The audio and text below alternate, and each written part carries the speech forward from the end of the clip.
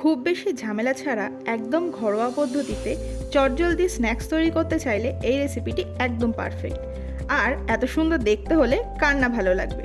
নমস্কার বন্ধুরা, আজকে আমাদের রেসিপি চিলি পানির টোস্ট। চিলি পানির টোস্ট বানাতে এখানে আমরা নিয়েছি 3 রকমের ক্যাপসিকামটা আমরা ডাইস করে একই সাইজের কেটে নিয়েছি। আর নিয়েছি পেঁয়াজটাও আমরা ওই একই রকমভাবে ডাইস করে নিয়েছি। আর লাগছে আমাদের 200 গ্রাম মতো পানিরটাও আমরা ওই ক্যাপসিকামের সাইজেই ডাইস করে নিয়েছি। এখন আমরা বানিয়ে নেব একটা ধনেপাতার চাটনি। তার জন্য আমরা প্যানে তেল গরম করতে দিলাম। তার মধ্যে আমরা দিয়ে দেব কয়েক কোয়া রসুন এবং 2-3 টুকরো আদা এবং রসুনটা একটু ভাজা হলে তার মধ্যে আমরা দিয়ে দেব কয়েকটা কাঁচা লঙ্কা। সব কিছু একটু ভালো করে ভেজে নিয়ে তার মধ্যে আমরা দিয়ে দেব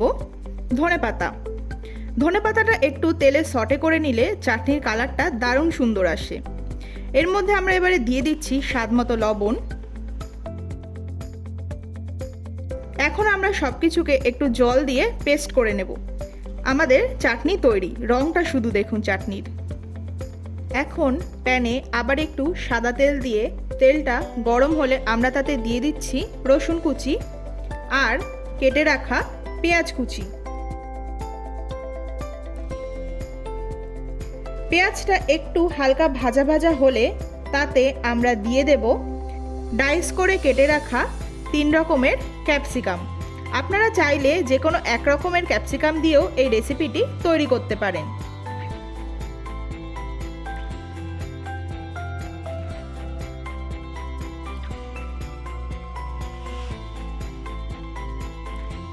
সব কিছু এবারে একটু ভালো করে টস করে নিয়ে তার মধ্যে আমরা দিয়ে দিচ্ছি স্বাদমতো লবণ, রং ধরার জন্য একটু কাশ্মীরি লাল লঙ্কার গুঁড়ো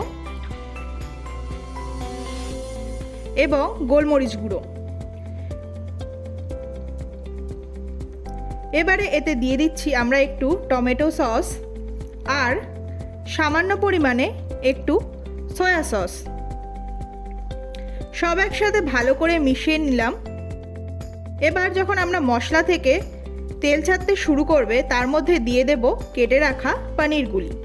আপনারা যদি কাঁচা পনির পছন্দ না করেন সামান্য একটু লবণ দিয়ে পনিরটা ভেজেও নিতে পারেন।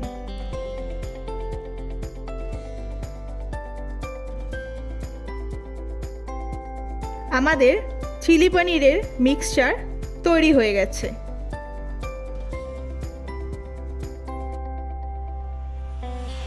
এবারে আমরা ব্রেডে ভালোভাবে বাটার লাগিয়ে নেব।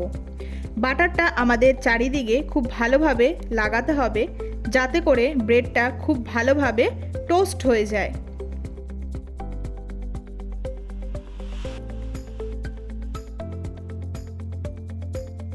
এখন আমরা যেদিকে বাটার লাগিয়েছি সেই দিকটাই খুব ভালোভাবে টোস্ট করে নেব। যেদিকে আমরা বাটার লাগাইনি সেই দিকটাও কিন্তু আমাদের হালকা টোস্ট করে নিতে হবে। আমাদের ব্রেডগুলি টোস্ট হয়ে গেছে। এখন আমরা সব একসাথে সাজিয়ে নেব। ব্রেডে যেদিকে আমরা বাটার লাগাইনি সেই দিকে চামচের সাহায্যে ভালো করে ধনেপাতার চাটনিটা লাগিয়ে দেব।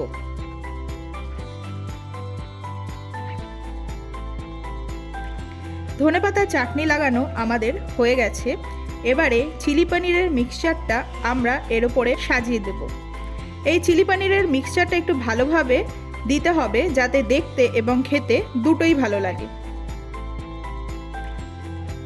উপর থেকে দিয়ে দিচ্ছি সামান্য মায়োনিজ। আপনারা চাইলে চিজ গ্রেট করেও দিতে পারেন। তৈরি আমাদের চিলি পনির টোস্ট। এবারে আমরা এটাকে ত্রিকোণ করে কেটে নেব। আপনারা চাইলে সিঙ্গেল ব্রেডও রাখতে পারেন। তো বন্ধুরা, তৈরি আমাদের রেসিপি। কেমন লাগলো আপনাদের এই রেসিপিটি অবশ্যই আমাদের কমেন্ট করে জানাবেন। ভিডিওটি দেখার জন্য অসংখ্য ধন্যবাদ। দেখা হচ্ছে পরের ভিডিওতে নতুন কোনো ইন্টারেস্টিং রেসিপি নিয়ে।